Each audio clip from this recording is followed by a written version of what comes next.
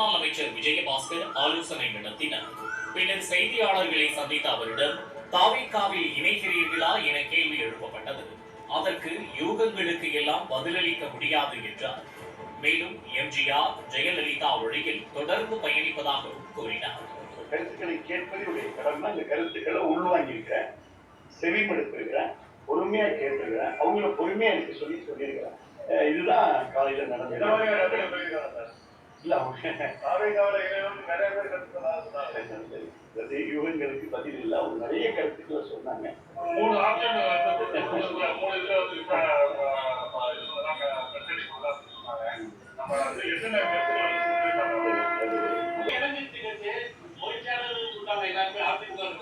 இப்ப நீங்க வந்து எந்த அணியில இருக்கீங்களா இல்ல அதிமுக வந்து இணைஞ்சிட்டீங்களா? இல்ல புரட்சி தலைவர் எம்ஜிஆர் புரட்சி தலைவர் அம்மாவோட வழியில பயணம் தொடர்ந்து சொல்லியிருக்கிறது. அப்ப அதிமுக நம்ம இருக்கிறோம்.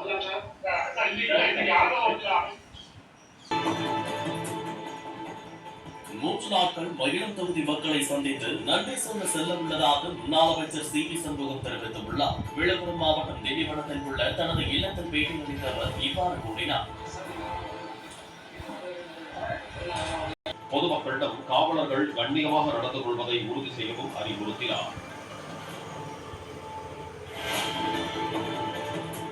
திருப்பூர் மாவட்டம் பல்லடம் நகராட்சிக்கு உட்பட்ட கொசவம்பாளையம் பகுதியில் தெருநாய் ஒன்று சாலையில் சென்றவர்களை திடீரென தாக்கி கடித்து குதறியதில் காயமடைந்து 4 குழந்தைகள் உட்பட 6 பேர் அரசு மருத்துவமனையில் அனுமதிக்கப்பட்டனர். தெருநாய்களை பிடித்து அப்புறப்படுத்த நகராட்சி நிர்வாகம் நடவடிக்கை எடுக்க வேண்டும் என்று அப்பகுதி மக்கள் கோரிக்கை விடுத்துள்ளனர்.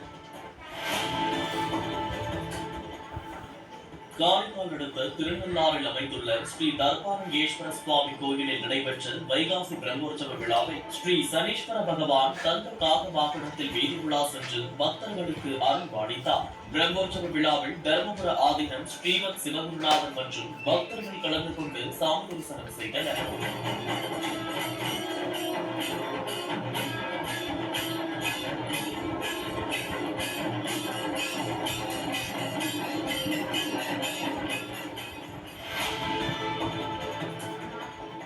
மதுரையில் சிஎன்ஜி தட்டுப்பாட்டால் பங்குகளில் நீண்ட வரிசையில் நெடுநேரம் காத்திருக்க வேண்டியுள்ளதாக வாகன ஓட்டிகள் தெரிவித்துள்ளனர். மதுரையில் சிஎன்ஜி விநியோகிக்கும் 5 பங்குகளிலும் இதே நிலைதான் என கூறும் வாகன ஓட்டிகள் எரிவாயு நிரப்புவதற்கே அரை நாள் போய்விடுவதால் வருமானம் பாதிப்பதாகவும் கூறுகின்றனர்.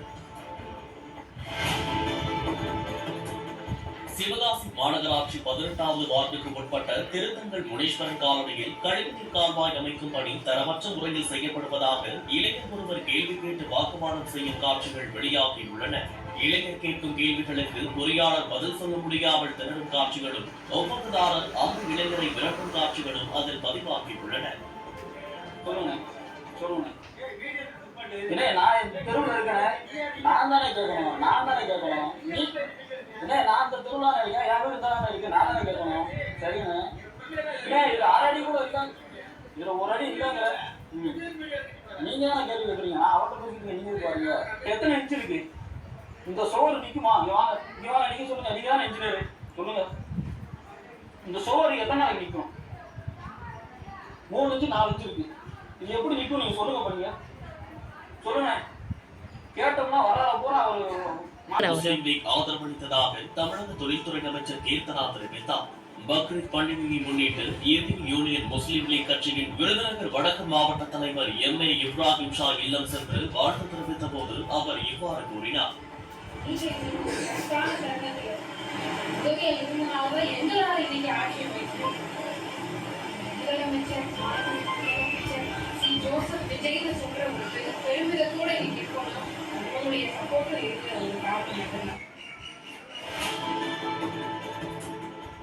முதலமைச்சர் விஜய் நல்லாட்சி கொடுப்பார் என்ற நம்பிக்கை உள்ளதாக நடிகர் அர்ஜுன் தெரிவித்தார். சுபாஷ் கே ராஜ் இயக்கத்தில் அவர் நடித்துள்ள பிளாஸ் திரைப்படம் பத்திரிகையாளர்களுக்கு திரையிடப்பட்டதற்கு பிறகு பேட்டி அளித்த அர்ஜுன் கேள்வி ஒன்றுக்கு பதிலளித்த போது சனாதனம் என்பது வாழ்க்கை முறை என்றார்.